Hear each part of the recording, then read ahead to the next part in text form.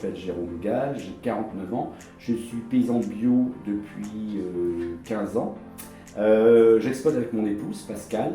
On est installé sur mon tour, donc là, au niveau géographique, c'était pas compliqué puisque c'était la ferme de mon père. Mais on savait qu'à l'époque, il n'y avait aucune ferme bio. On était les premiers en bio et on était les premiers à faire de la vente directe. Alors, mon exploitation, elle fait 15 hectares. Alors, donc, on a 3 hectares de légumes, 2 hectares de blé, 3500 m² de serre pour faire des légumes.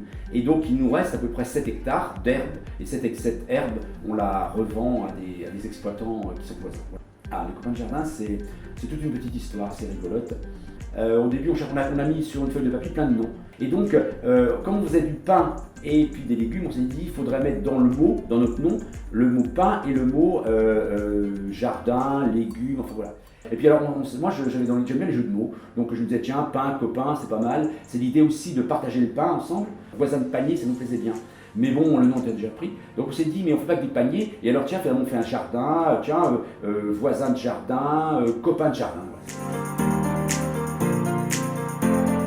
Alors d'abord, il y a eu une opportunité professionnelle, puisque après un parcours d'animateur, mon père voulait prendre sa retraite, mais il voulait transmettre son outil à un de ses enfants. Alors donc mes 2 frères, eux, ils étaient un peu moins intéressés. Et puis moi, je m'intéressais à l'agriculture, mais plutôt sur le côté jardinage, alors que mon père, avant, était éleveur. C'était un peu une histoire un peu dingue.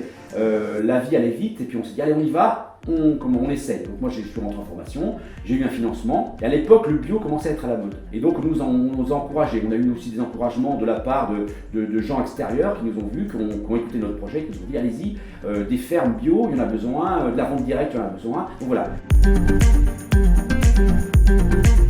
Alors en ce moment évidemment c'est les tomates.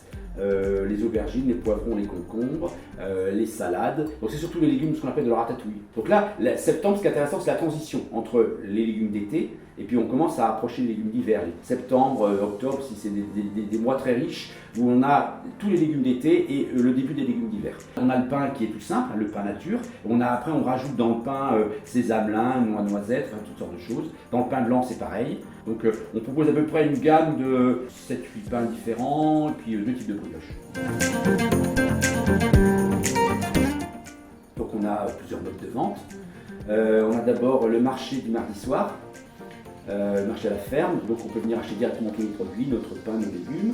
On a la forme des paniers, donc ça c'est un abonnement qui est hebdomadaire ou qui est tous les 15 jours, ça dépend. Le système de vente aussi de Saveurs au Galop, dont je parlerai tout à l'heure un peu plus. Et puis le samedi matin, le marché à fougères.